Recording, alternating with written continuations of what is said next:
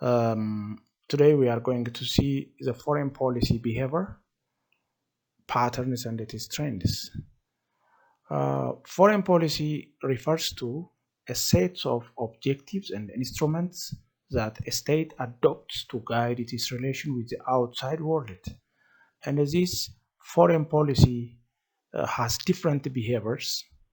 And Arnold Wolfers, a famous specialist in the field of international relations, suggested that all foreign policy behaviors ultimately boils down to three possible patterns.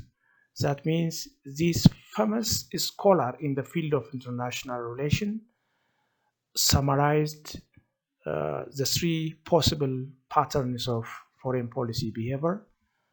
And these are: one is self preservation, and the second is self extension, and the third is self abnegation. Now, let us see uh, these three possible patterns one by one. Self preservation is related with maintaining the status quo, and the country currently following a self-preservation policy is United States of America. And it is clear that United States of America, following the Second World War, emerged as one of the strongest actors in international relations and in global politics.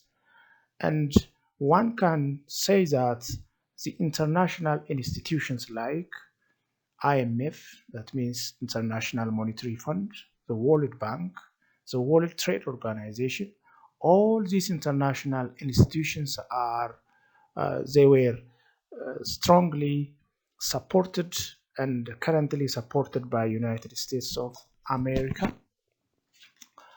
And even the international system that we have mentioned earlier are all shaped to serve the global interests, the international interest of the United States of America. And the second possible policy behavior pattern is self-extension, and this is related with revising the status quo in one's own favor. And the newly emerging power, such as China, India, Brazil, Germany, and others, are competing to restructure international institutions and to promote their national interest. They are strongly working to revise the international system in their own favors. So this self-extension demanded the states to restructure and to reshape the international system in one's own favor.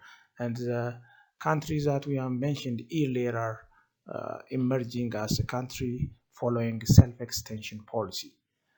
And the last point is self-abnegation, which is related with revising the status quo in one's in some else's or in some others' favor. So self-abnegation reflects the foreign policy trends that are being displayed in less developing countries, and the weak countries of the world, weak in a sense, weak economically, militarily, and politically. So these weak states are following the self-abnegation policy because they are weak in a sense of competing in international system. Thank you.